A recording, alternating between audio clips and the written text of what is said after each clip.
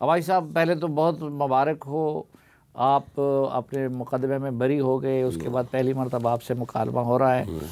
और दूसरा ये कि किन किन आजकल ज़रा बहुत ज़्यादा बात हो रही है ना कि भाई इंतकामी सियासत हो रही है, लोगों को अंदर किया जा रहा है, तो ब्रीफली ज़रा बता दीजिए कि आपका मुकदमा कितने अरसे चला, किस तरह आपको डिस्क्वालीफाई किया, किन किन जेलों में रहे। हाँ, मैं पहले तो साफ़ी साहब आपका बिल्कुल ममनून व मशकूर भी हूँ और आपका शुक्रिया भी अदा करता हूँ। उसकी बुनियादी वजह कि पहले दिन से आपने इस केस को टेकअप किया, देखा, लिखा, और मुझे आज फ़ख्र है आपके सामने बैठते हुए कि कम से कम मैंने आपको शर्मिंदा नहीं होने दिया। जी। और दूसरी बात ये है कि आज लेवल प्लेइंग फील्ड की बात की जा रही है, और मेरा तो मैं 3 जेलों में रहा जी। मैं कैंप में रहा, अडयाला में रहा, अटक में रहा, और रात को 2-2 बजे उठा के, और मैं ना देसी मुर्गी थी मेरे पास, ना मक्खन था, और ना ही 90 फुट का बड़ा घर था, बल्कि मैं 6x6 में रहता था नहीं, मतलब रखा जाता था। तो दूसरी बात ये है कि मुझे मुकदमे में 2 अगस्त मेरी डेट थी, पीछे लाकर इलेक्शन से 4 दिन पहले जो मेरा पॉलिटिकल अपोनेंट है उसकी ख्वाहिश पर, उसकी डिमांड पर मुझे जेल में डाला गया था। अच्छा, और वो इलेक्शन से कुछ ही दिन पहले फैसला सुनाया गया था जी, 4 दिन पहले जी। मतलब ये कभी नहीं हुआ। साफ़ी साहब ज़हन में रखें, आप भी मुकदमात को, आपकी तारीख 2 अगस्त को थी, 2 उसको अगस्त जुलाई में लाया गया। फिर फौजदारी मुकदमे में खुदा ना खासा अगर मेरे और आपके दरमियान है तो कोई तीसरा बंदा नहीं आ सकता। दीवानी में आ सकते हैं 70 बंदे आ सकते हैं, एक थर्ड पर्सन उठता है, वो अदालत जाता है, कहता है नहीं वो बासी का फ़ैसला करें। और साकिब निसार साहब और आसिफ सईद खोसा साहब, ये सारी चीज़ों को करा के तो वो इन हालात को पैदा करते हैं। और जब हम सुप्रीम कोर्ट जाते हैं तो अजमत सईद साहब हमारा केस सुनते हैं, तो वो कहते हैं नहीं, ये फ़ैसला जो है 10 दिन में ही करें। और मैं वो शख्स हूँ, आपको याद होगा, जो जब अपनी हुकूमत भी थी उनको भी यही कहता था, बाकी दोस्तों को भी यही कहता था कि इसको एक्सपीराइट करवा दें, जल्दी करवा दें, मेरे मुकदमे को कंक्लूड करवा दें, यानी मेरा ट्रायल कंक्लूड करा दें। मैं वाहिद आदमी हूँ जिसने कभी पहले टरखा रहे थे और जब इलेक्शन का वक्त आया तो फिर तारीख आगे कर दी, ठीक है, तारीख पीछे कर दी। हाँ। और मैं वाहिद आदमी हूँ साफ़ी साहब, मैंने जब बेल ली डे 1 से 2012 से चला ये, मैं 12 साल 11 साल इस मुकदमे को फेस किया। मैंने पहले बेल ली हाई कोर्ट से, फिर सुप्रीम कोर्ट ने उसको कन्फर्म किया। वो बेलें लेने से ट्रायल कोर्ट जो 6 साल चला, आप यकीन माने मैंने एक दिन भी मेडिकल सर्टिफिकेट पेश नहीं किया, मैंने एक दिन भी रुख्सत नहीं मांगी। मुझे मालूम था इलेक्शन से पहले कि इशारा हो गया था कि या उम्र कैद या सजाए मौत, ठीक है, लेकिन मैंने उसकी परवाह किए बगैर अपना काम करता रहा, लोगों में जाता रहा, मिलता रहा। इलेक्शन कैंपेन अरूज पे थी, यानी देखें ना, जो मेरा पॉलिटिकल अपोनेंट है वो मुझसे कभी जीता नहीं, अल्लाह के फजल करम से कभी नहीं जीता। तो उसके पास यही आखिरी अरबा रह गया था। लेकिन मैंने उसके मुकाबले में क्या किया, जब अल्लाह ने मुझे सुरखरू किया, ये अक्टूबर में 18 अक्टूबर 2023 में बरी कर दिया मुकदमे से। बेल तो मुझे मिली थी 11 अप्रैल 2019 में। और सज़ा भी रात के किस वक्त सुनाई? 11:30 बजे, रात 11:30 बजे। सुबह 8 बजे मुझे बुलाया, फिर जज साहब आए 11 बजे, उन्होंने कहा जी मैं 1 बजे सुनाऊंगा, फिर उन्होंने कहा 3 बजे सुनाऊंगा, फिर उन्होंने 6 बजे सुनाऊंगा। करते करते 11:30 बजे पहले उन्होंने मुझसे माफ़ी मांगी कि नहीं भाई साहब मैं आपसे माजरत खाऊँ। मैंने कहा पता नहीं क्या किस बात की माजरत कर रहे हैं। साथ ही उन्होंने उम्र कैद की सज़ा सुना। उसका मतलब ये था कि मैं मजबूर हूँ। ये तो आप वही बता सकते हैं अगर उनको पूछा जाए। अच्छा, आपने इतनी बहादुरी से जेल काटी, आखिर में आप बेगुनाह भी साबित हो गए, बरी भी हो गए, तो आपको तो बड़ा सीना तान के अपने हल्के के आवाम के पास जाना चाहिए था, लेकिन आपने अपना हल्का बदल दिया, क्यों? हाँ नहीं, हल्के दोनों, जैसे मेरा पॉलिटिकल अपोनेंट कहता है ना, तो मैं भी 56-57 की सियासत करता हूँ, जो पुराना 55-56 था। मैं दोनों जगह पे, क्योंकि मेरा कारोबार हमेशा पुराने 55 में रहा है जो अब नया 56 है, और मेरा घर भी हमेशा से 55 में रहा है जो अब नया 56 है। तो मेरी ट्रेडर कम्युनिटी, मेरे और दोस्त जानने वाले, वो ज़रा भारी अक्सरियत में इस इलाके में मौजूद हैं। लेकिन लीडरशिप के कहने के ऊपर सारे इकदाम किए जाते हैं, ज़ाती पसंद नापसंद तो होती नहीं है। तो फिर आपको पता है कि हमें शेख साहब से प्यार भी बहुत है, और मैंने तो ये, जब मुझे अल्लाह ने सुरखरू किया तो मैंने ये बात कही कि इन्होंने तो जाके कहा था ना कि अगर ये जेल जाएगा तो मैं इलेक्शन लड़ूंगा। तो मैंने साफ़ी साहब ये कहा है कि शेख साहब मैदान में रहेंगे तो मैं इलेक्शन लड़ूंगा। यानी मैंने इनकी जेल जाने की ख्वाहिश नहीं की, ना सजाए मौत की, ना उम्र कैद की, ना दहशतगर्दी के मुकदमात की, ये मैंने ख्वाहिश नहीं की। लेकिन एक बात ज़रूर है कि अगर खुरा जाएगा 9 मई का तो वो इस शख्स के पास भी जाएगा। आप यानी खुद ये चाहते हैं कि वो जेल भी ना जाएं, उनके कागजात भी रिजेक्ट ना हो और आप मुकाबला कर लें? जी बिल्कुल।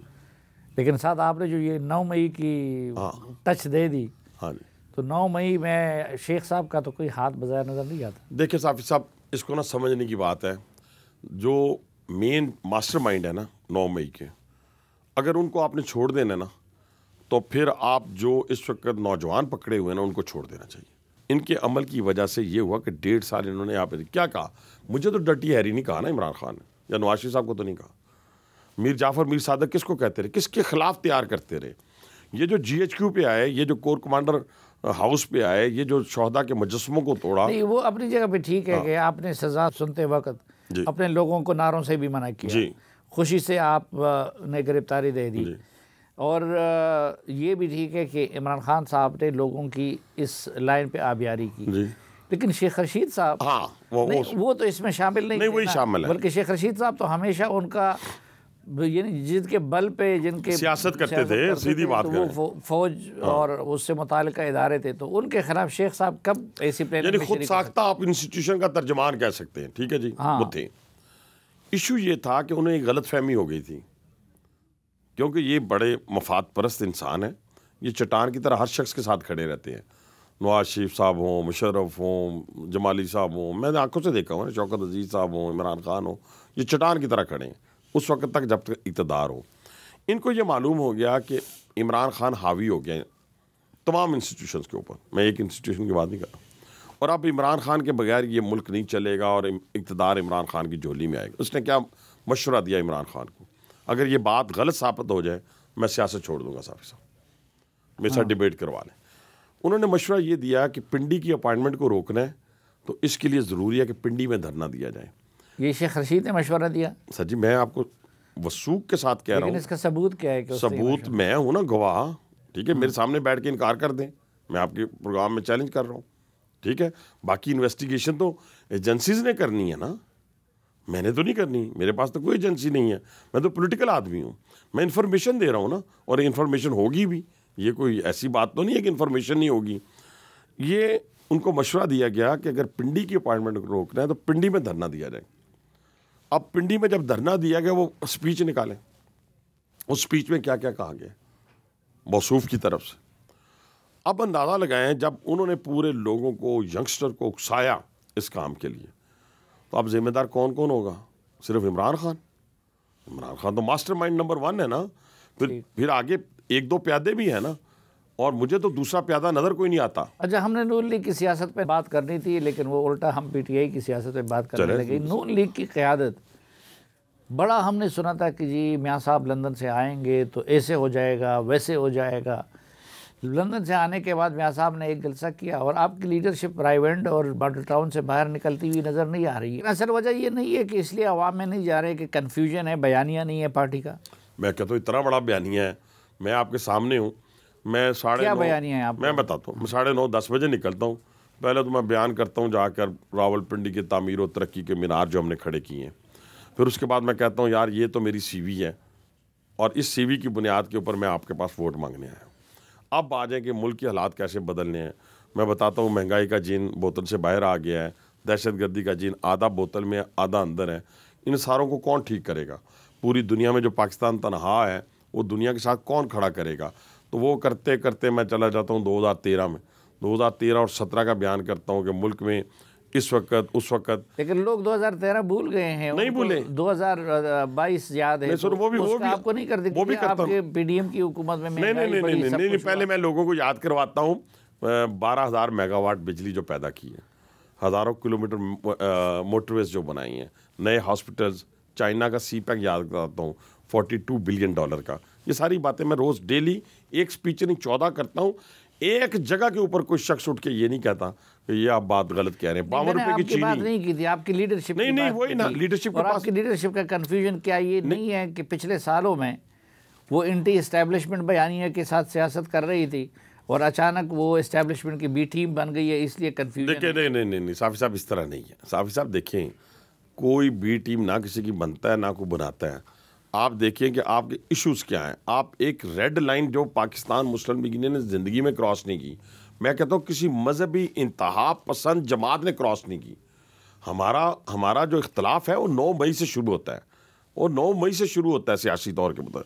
अगर आप उस 9 मई के वाक़ये को पसे पुश फेंक के अंडर द कारपेट करके आगे चलेंगे तो इस मुल्क में तो ऐसे ऐसे जत्थे हैं 20-20 हज़ार 40-40 हज़ार लोगों के मुसल्ला, वो कल यही हरकत करेंगे तो आप क्या जस्टिफिकेशन देंगे। हमारा इख्तलाफ यहाँ शुरू होता है। बाकी हर जगह के ऊपर पॉलिटिशियन हो, अदालतें हो, इंस्टीट्यूशन हो, कोई जगह हो, अच्छे और बुरे लोग पाए जाते हैं।